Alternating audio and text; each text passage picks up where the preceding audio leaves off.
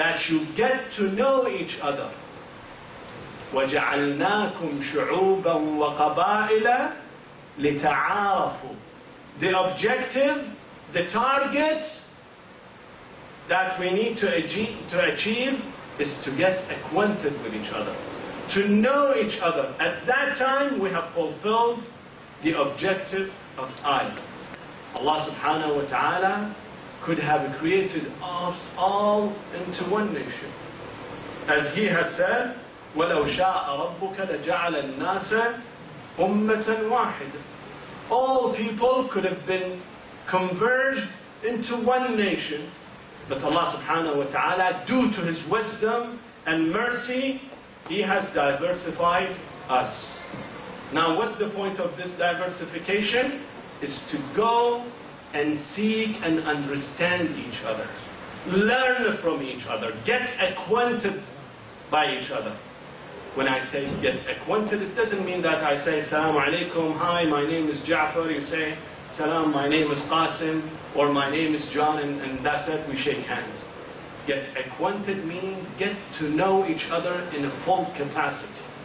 Have the knowledge of each other.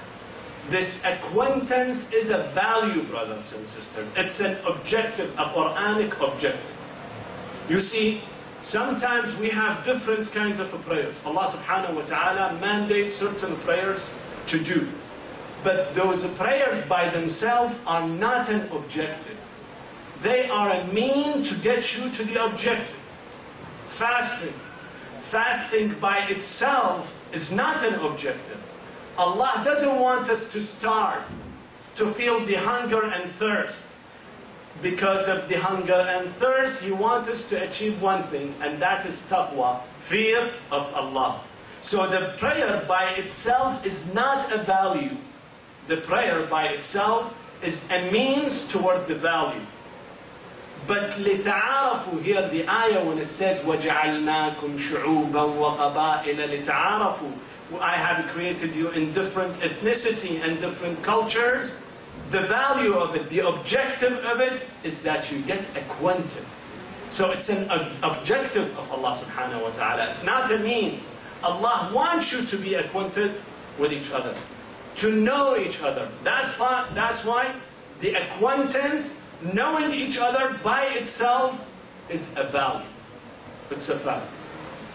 Now, Islam recognizes different identities, religious identities. We have people of book. We have ethnic identities. We have identities based on language, cultures, different cultures. Those are all recognized and respected by Islam. But as you look at it carefully, Islam says that those have been brought up by societies, by different societies. Society A has produced certain kind of language, certain kind of religion, certain kind of culture, as opposed to society in B, who has produced different language, religion, and culture. So those are all the creations of societies. And societies are made by whom? By humans. And humans are all equal. Fundamentally, they are equal. So basically, the origin is the same, and it's only one culture that Islam pinpoint to. That eventually the culture will converge to have a big global village as we have it today. And that's what Islam is pointing to. That despite that we have multiple ethnicities, multiple cultures, but as you look at it, you see the origin that all those cultures has come from, it's only one culture. Now, the question, how do we converge these cultures? By ethnic cleansing, by killing each other, eradicating one certain ethnicities, and subordinating others to join our, for example, creeds, ideologies, and thoughts? Or no, by knowledge. You see, brothers and sisters, when Allah subhanahu wa ta'ala says acquaintance, acquaintance by whom? Can an animal does an acquaintance and get to know each other? No. What tool that a human being has and an animal does not? It is knowledge. By knowledge, Allah subhanahu wa ta'ala tells you, as you seek knowledge and get to see diverse group, you get to know them. When you get to know them, you see their strong points, you see their weak points, you learn from their expertise, their experience and knowledge, and this is how you gain your knowledge. And that's why Allah subhanahu wa ta'ala in the Holy Quran says, فَبَشِّرْ عِبَادِ الَّذِينَ يَسْتَمِعُونَ الْقَوْلِ فَيَتَّبِعُونَ أَحْسَنَ. Meaning that those people who listen to diversified discourse, meaning that I listen to X, and I listen to Y, and I listen to Z, and I listen to everybody, then I choose the best out of them. فَبَشِّرْ عِبَادِيَ الَّذِينَ يَسْتَمِعُونَ الْقَوْلِ فَيَتَّبِعُونَ أَحْسَنَ. Out of diversity, brothers and sisters. But if I am only sitting by myself, only our group, hearing nothing but the echo of our sounds, we say something and the echo comes back again and I reply to the echo comes back to me, I'm not improving. The improvement comes when you open yourself to the worldwide and look at different places and look at different societies and learn from them. At that time, you ended up having multiple choices. And from those multiple choices, you choose the best. So this fact, acquaintance and getting to know each other is a Quranic mandate. Allah subhanahu wa ta'ala has considered it and has considered it to be an important value, an important component of a human being. صلوا على محمد وآل محمد.